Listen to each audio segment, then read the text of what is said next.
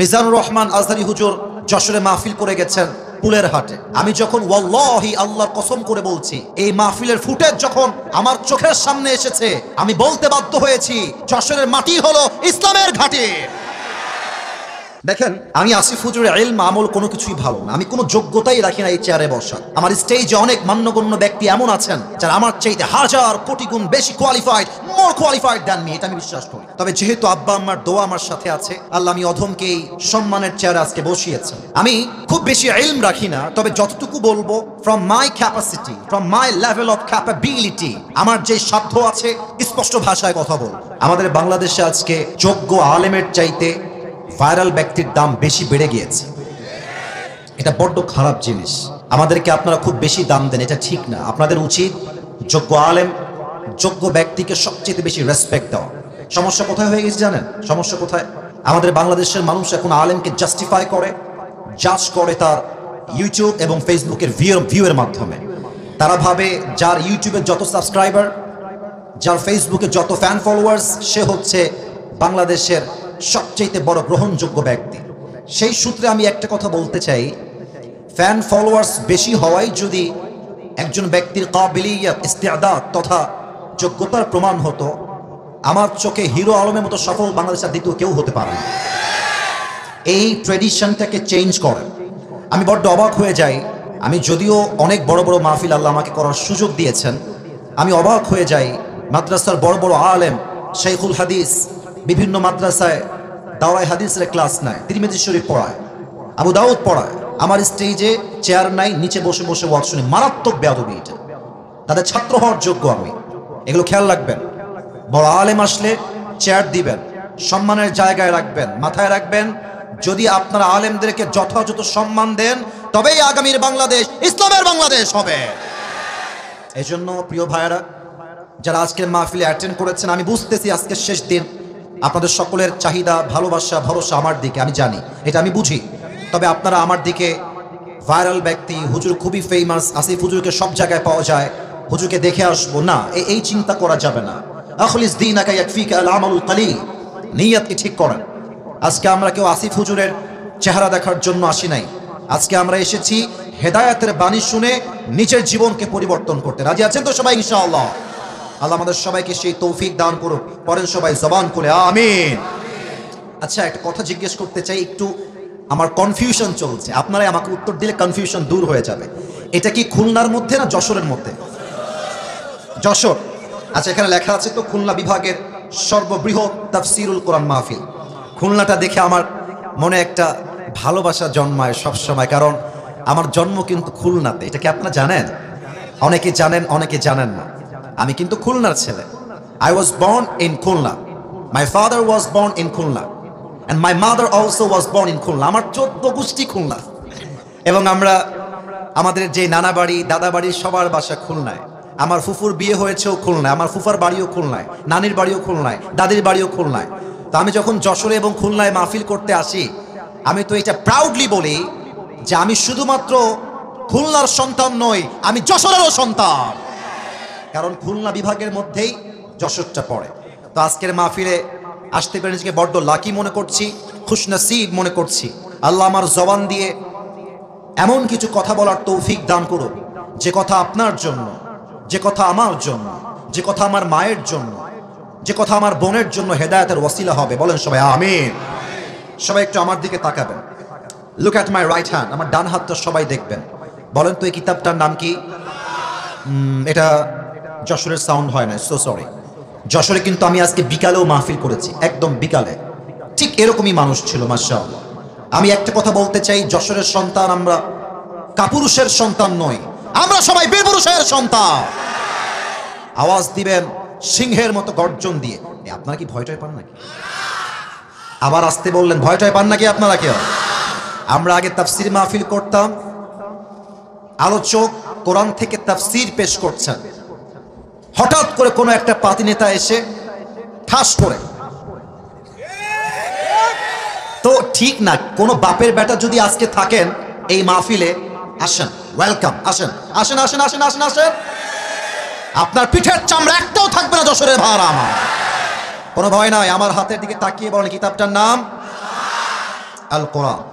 ভূমিকায় কিছু গভীর কথা বলার চেষ্টা করছি, মেহেরবানি করে মনোযোগটা ডানে বামে নয়, সোজা কনসেন্ট্রেট অন দিস লেকচার, পরিপূর্ণ মনোযোগ দিয়ে শুনবেন। কিছু প্রশ্ন করছি, উত্তর দিবেন। বলেন তো সবাই, দুনিয়াতে আসার পূর্বে আমাদের সকলের রূহ বা আমরা সবাই জাহান্নামে ছিলাম না জান্নাতে ছিলাম? ডানে তোমরা কথা বলছো না, আমি কিন্তু সব খেয়াল করি, আমি কিন্তু নতুন না মাহফিলে, ঠিক আছে? তোমরা নতুন নতুন, আমি বুঝতেছি, কথা বলতে হবে। আবার বলবো, সবাইকে প্রশ্ন উত্তর দিবেন বাঘের মতো, সিংহের মতো গর্জন দিয়ে। মুসলমানদের আসল বাসা জাহান্নামে ছিল না জান্নাতে ছিল? জান্নাতে, in the paradise, it was in the paradise, এটা জান্নাতে ছিল। সেকেন্ড প্রশ্ন সবার জন্য, আমাদের আদি পিতা, প্রথম পুরুষ যিনি দুনিয়ায় প্রথম এসেছেন অ্যাজ এ প্রফেট, নবী হিসেবে, আমাদের প্রথম নবী, প্রথম পুরুষ, তার নাম কি বলেন সবাই? ডানে কিন্তু আবার উত্তর আসে নাই, আবার বলেন সবাই, নাম কি? কথা বলতে হবে আমার সাথে। আদম আলাইহিস সালাতু ওয়াস সালাম। আপনারা সবাই জানেন যে আদম আলাইহিস সালাতু ওয়াস সালাম একটা নিষিদ্ধ গাছ থেকে ফল খেয়েছিলেন, এজন্য আল্লাহ তাআলা তাকে দুনিয়াতে পাঠিয়েছিলেন। তো উনি যখন নিষিদ্ধ গাছ থেকে ফল খেলেন, উনি চাইলে নিজের ভুলকে ঢাকার জন্য একটা আর্গুমেন্ট করতে পারতেন, আল্লাহকে বলতে পারতেন যে আল্লাহ এই এক্সকিউজ, আল্লাহ এই ভুল, সেই বাহানা, ওই বাহানা।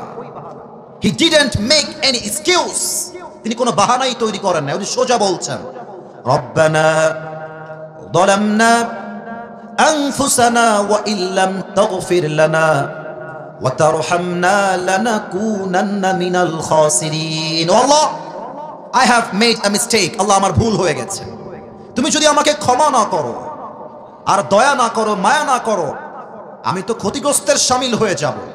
সঙ্গে সঙ্গে আল্লাহ তাআলা বললেন, আদম, আমি তোমার ভুল, আমি তোমার অন্যায়কে মাফ করে দিলাম। সবাই পড়েন সুবহানাল্লাহ। উনি দুনিয়ায় আসলেন। এবার খুব ভালো করে বোঝেন, আমাদের আসল বাসা ছিল জান্নাতে, আমরা এসেছি দুনিয়াতে। আমরা যেন পথভ্রষ্ট না হয়ে যাই, পথ ভুলে না যাই, আল্লাহ বললেন আমার বান্দাদেরকে পথ ঠিক রাখার জন্য, রাইট ইনস্ট্রাকশন দেওয়ার জন্য আমি আল্লাহ দুনিয়াতে দুইটা জিনিস পাঠাবো। Look at my two fingers, দুইটা আঙ্গুল দেখে বলবেন কয়টা জিনিস? আব্বাজান আপনারা একটু কথা কইয়েন আমার সাথে, আপনারা আমার ভালোবাসার মানুষ, কথা কইতে হবে আমার সাথে। বলেন সবাই, কয়টা? এক হচ্ছে নবী, দুই হচ্ছে কিতাব। ওকে, লেটস রিপিট এগেন। আবারও বলবো, আমি এক নাম্বার, আপনারা বলবেন দুই নাম্বার।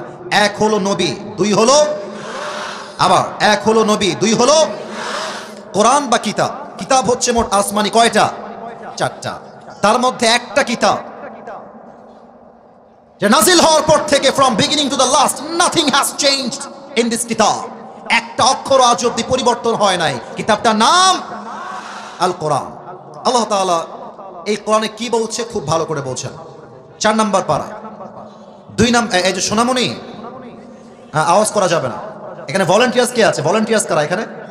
আওয়াজ করা যাবে না, একদম না। এখানে অনেকগুলো মিডিয়ার ভাইরা দূর থেকে আসছে, আমি দেখতে পাচ্ছি, এটা পরে যশোরের বদনাম হয়ে যাবে। মিজানুর রহমান আজহারি হুজুর যশোরে মাহফিল করে গেছেন পুলের হাটে। আমি যখন ওয়াল্লাহি আল্লাহর কসম করে বলছি, এই মাহফিলের ফুটেজ যখন আমার চোখের সামনে এসেছে, আমি বলতে বাধ্য হয়েছি যশোরের মাটি হলো ইসলামের ঘাঁটি।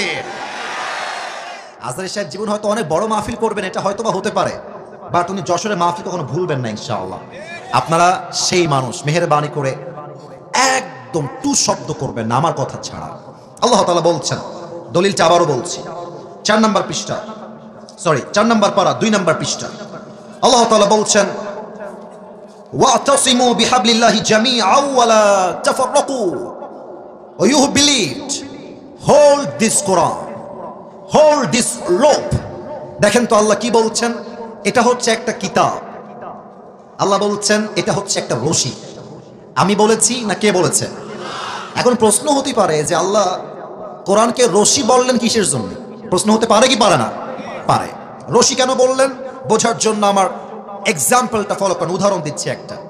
আপনাদের খুলনা বা যশোরে কোনো কুয়ার ভেতরে আমি আসিফ যদি উল্টে পড়ে যাই, আপনারা আমাকে তোলার জন্য খাম্বা বাঁশ নিয়ে আসবেন না রশি নিয়ে আসবেন? এই যে আমার ভাইরা তোমরা খুবই অ্যাক্টিভ মাশাআল্লাহ, বাট এরা অ্যাক্টিভ না, আমি জানি না কেন। তোমরা কি তওবা করে এসেছো যে কথা বলবো না আজকে? টক উইথ মি প্লিজ, আমার সাথে কথা বলতে হবে।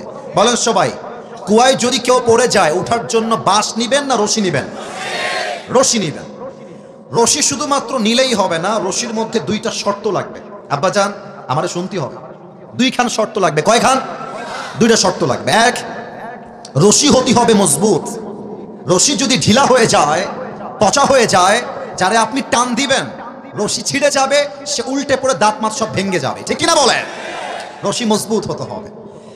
এবার দেখেন 2 নম্বর শর্ত, রশি ধরে যিনি টান দিবেন তার হাত শক্তিশালী হওয়া লাগবে। কারণ হাত যদি শিথিল হয়ে যায়, আপনি যখন রশি ধরে টান দেবেন না, আপনার হাত থেকে রশি ছুটে যাবে, ওই মানুষটা উল্টে পড়ে দাঁত আবার সব ভেঙে যাবে, ঠিক কিনা বলেন? যিনি ধরবেন হাত হওয়া লাগবে মজবুত, আর যে রশি আপনি ফেলবেন রশিও হওয়া লাগবে মজবুত। এবার আসুন এক্সাম্পল দিই। আমাদের আসল বাসা ছিল জান্নাতে। বলেন সবাই কোথায়? আমি উত্তর না পেলে সামনে আগাবো না। আমাদের আসল বাসা কোথায় ছিল? জান্নাত থেকে আমরা দুনিয়া নামক একটা কুয়ায় পড়ে গেছি। আল্লাহ বলছে, ও বান্দা, তোমার উঠানোর জন্যই আমি আল্লাহটা রশি ফেললাম। ওয়াতাসিমু, শক্ত করে ধরো। সে রশিটা হচ্ছে আল কোরআন। এবার আমার উত্তর দেন, আল্লাহর এই জমিনে এই কোরআনটার মতো শক্তিশালী রশি সেকেন্ড আর কোনো কিছু কি হতে পারে? এবার আসুন সেকেন্ড প্রশ্ন। রশি তো মজবুত হয়ে গেল, এবং এই রশির মূল গোড়ায় যার হাত, সেটা হচ্ছে আল্লাহ তাআলার কুদরতি হাত। আল্লাহ নিজেই রশির গোড়ায় হাত দিয়ে ধরে আছেন। এবার আমাকে বলেন, আল্লাহর কুদরতি হাতের মতো শক্তিশালী হাত কোন নেতার হতে পারে? কোন মন্ত্রীর হতে পারে? কোন প্রধানমন্ত্রীর হতে পারে? আল্লাহ বলছে, বান্দা তোমরা কুয়ায় পড়ে গেছো, আমি আল্লাহ রশি ফেলেছি, ধরো, শক্ত করে ধরো।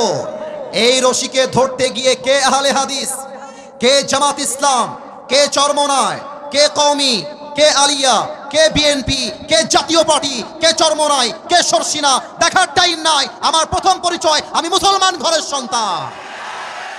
দল মত নির্বিশেষে কোরআনটাকে শক্ত করে ধরো। যদি তুমি ধরতে পারো তবে তোমার কি হবে? তুমি যে তোমার জান্নাতের বাসার থেকে হারিয়ে দুনিয়া নামক কুয়ায় পড়ে গিয়েছিলে, আমি আল্লাহ এমন একটা টান দিব, সবাই মিলে ধরো, আমি আল্লাহ তোমাদের সবাইকে আবার সেই হারানো বাসা জান্নাতে ফিরাই দিব। সুবহানাল্লাহ। আজকে এই কোরআন থেকে তাফসীর হবে। তবে আমার যেটা পার্সোনাল পয়েন্ট অফ ভিউ, যেটা আমি দেখতে পাচ্ছি আজকের এই মাহফিলে সর্বস্তরের লোক এসেছে। তবে আমার বিশ্বাস যত মানুষ আজকে অ্যাজ এ অডিয়েন্স এসেছে, আমার ভুল না হলে আমি বলতে চাই 80% বেশি কলিজার টুকরা যুবক ভাই আজকের মাহফিলে এসেছে। আল্লাহ এদের সবাইকে কবুল করো, পড়ে সবাই আমিন। আপনাদের বউ আছে? কার কার একটু হাত তুলেন তো। বউ আছে? আচ্ছা, বউ আছে আপনাদের, মাশাআল্লাহ। মুরব্বীরাও হাত তুলেছে, মাশাআল্লাহ। হাত নামান ভাই, হাত নামান। আর আপনাকে বউ নাই কার কার, তারা একটু হাত তুলেন দি ভাই। ইন্না লিল্লাহি ওয়া ইন্না ইলাইহি রাজিউন। আপনার কারো বউ নাই ভাই? সত্যি না মিথ্যা? আমি বিশ্বাস করি না। আল্লাহ যাদের বউ নাই সবাইকে দিনদার নেককার বউ দিয়ে দিক, পড়েন সবাই আমিন।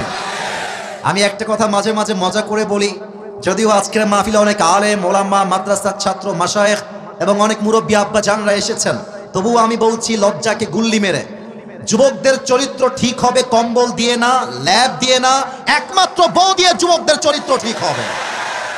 আব্বা যে বোঝে না কিসের নিয়ে, আমি নিজেও বুঝি না। আব্বা বুঝতেই চায় না। আব্বা খালি কয় তোরে নিজের পায়ে দাঁড়াতে হবে আগে। আব্বা যান নিজের পায়ে দাঁড়াবে একদিন, আর যে অন্যায় আপনার যুবকটা করছে, এই অন্যায়ের দায়ভার বড় মারাত্মক হবে। আর আগামীতে আসছে বিশ্ব নির্লজ্জ ভালোবাসা দিবস। আমার স্পষ্ট পয়গাম যশোরের মাহফিলে, ভালোবাসার দিবসের নামে যে বেহায়াপনা বাংলাদেশে চলছে, এই দিনে কোনো মেয়ে আপনার বাড়ির থেকে বাহিরে বের হতে পারবে না। স্পষ্ট ভাষায় আমার কথা, ভালোবাসার দিবস কোনো মুসলমানদের দিবস নয়, এটা খ্রিস্টানদের দিবস, এটা কাফেরদের দিবস। আমাদের ভালোবাসার জন্য কোনো দিন লাগে না, আমাদের প্রত্যেক দিনই হচ্ছে ভালোবাসার দিন। আমরা প্রত্যেকটা মুহূর্তেও ভালোবাসা দিয়ে এনজয় করতে চাই, ঠিক কিনা বলেন? তবে হারাম ভালোবাসা নয়, হালাল ভালোবাসা, ঠিক কিনা? আসুন আমরা 3টা তাকবীর দেই আল্লাহর নামে। 3টা তাকবীর শেষ হয়ে গেলে আমি আমার মূল আলোচনার বিষয়বস্তুতে ফিরে যাব। প্রথম তাকবীর দিবেন আমার প্রিয় আব্বাজান যারা এসেছেন এবং বিবাহিত যারা এসেছেন তারা। তবে বিবাহিত ভাইদেরকে বলবো তাকবীর দেওয়ার আগে গলাটা একটু খাকায় ঠিক করে নিতে হবে ভাই। সবাই এখন কাশি দেন দেখি। বিবাহিত ভাইয়ারা তাকবীর দিবেন, সিঙ্গেলরা চুপ থাকবেন। বিবাহিত ভাইয়ারা, দেখা যাক আজকে কারা জিতে, কাদের গায়ের জোর কত বেশি। I would like to test everyone. সবাইকে আমি পরীক্ষা করে দেখতে চাই। প্রথম তাকবীর দিবেন বিবাহিত ভাইয়ারা, সিঙ্গেলরা চুপ থাকবা। বিবাহিত ভাইয়ারা আমার সঙ্গে তাকবীর দিবেন। নারে তাকবীর।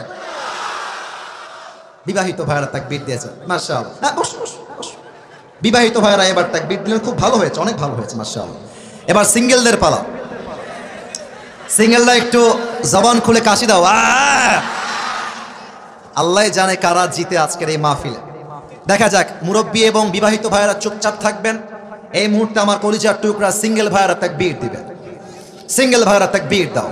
নারে তাকবীর। বিবাহিত ভাইয়ারা আমাকে মাফ করে দিও, আই এম সো সরি। আজকে আমার সিঙ্গেল ভাইরাই জিতেছে, তারা পাস করেছে, ঠিক না বলেন?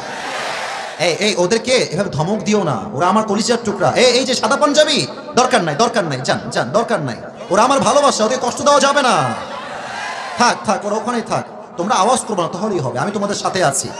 যুবকদেরকে কেউ না বুঝলেও আমি আসিফ হুজুর কিন্তু বুঝি যুবক ভাই। এবার আমরা সবাই মিলে একটা তাকবীর দিব। একটা তাকবীরের ঠেলায় আমি আসিফ হুজুর স্টেজ ভেঙে উল্টে পড়ে যাব। দেখা যাক কত জোরে আপনারা তাকবীর দিতে পারেন। শেষ তাকবীর, সবাই একটা কাশি দেন দেখি। নারে তাকবীর। আল কোরআনের আলো, আল হাদিসের আলো। কোরআন হাদিস যেখানে, আলেম ওলামা যেখানে, যশোরবাসী যেখানে। আপনাদের স্লোগান প্রমাণ করলো আমার সামনে যারা বসে আছে একটাও বিড়ালের বাচ্চা নয়, সব সিংহের বাচ্চাগুলো আমার সামনে বসে আছে। আল্লাহ যেন কবুল করে, পড়েন সবাই আমিন। আজকের এই মাহফিলে আমাদের আলোচনার সেন্ট্রাল থিম বা সাবজেক্ট ম্যাটার হলো the life of hair after, পরকালের জীবন। আমার প্রিয় যশোরের ভাইরা, আমাকে উত্তর করতে হবে, দুনিয়ার জীবন না পরকালের জীবন? কি একটা অবস্থা, আওয়াজ কমে যায় কেন রে বাবা? দুনিয়ার জীবন না পরকালের জীবন? আর একটা কথা কতি আমি বাধ্য হচ্ছি ভাই, কেউ যদি আমার মাহফিল থেকে উঠে যান, আমি কিন্তু মারাত্মক লেভেলের ধমক দিব আপনাকে। আমার মাহফিলে আসা যাবে, বসা যাবে, ওয়াজ শোনা যাবে, উঠে যাওয়া যাবে না। খবরদার, কাউকে যেন আমি আমার ডান বাম সামনে থেকে উঠে যেতে না দেখি। আর যদি তোমার পাশ থেকে উঠে যায়, ভদ্রতার সাথে লুঙ্গিটা টান দিয়ে ধরে বসায় দিবা, তবে লুঙ্গি যেন খুলে না যায়, খুলে না যায়। আচ্ছা, এবার আমরা শুরু করছি। কোনো আউল ফাউল কথা নয়, কোরআন থেকে, হাদিস থেকে আমি প্রত্যেকটা কথা I will try my best level by mentioning the reference. যতটুকু পারা যায় প্রত্যেকটা কথার দলিল দিয়ে কথা বলবো। আমি আমার আলোচনা শুরু করছি। বলুন সবাই, আলোচনার মূল বিষয়বস্তু দুনিয়ার জীবন না পরকালের জীবন? পরকালের জীবন। এবার আমাকে সবাই উত্তর দিবেন। তিনটা প্রশ্নের উত্তর খুব বুঝে শুনে দিবেন, খুব বুঝে। এক, আজকে আমরা এই বিশাল বড় তাফসীর মাহফিলে সবাই অ্যাটেন্ড করেছি, আমরা সবাই জীবিত বসে আছি। বাসায় যে আবার আপনি জীবিত ফিরে যাবেন, do you have any guarantee about it? Do you have any guarantee about it? কোনো গ্যারান্টি নাই। কোরআন কি বলছে দেখেন। আল্লাহ রাব্বুল আলামিন বলছেন, বান্দা শোনো শোনো,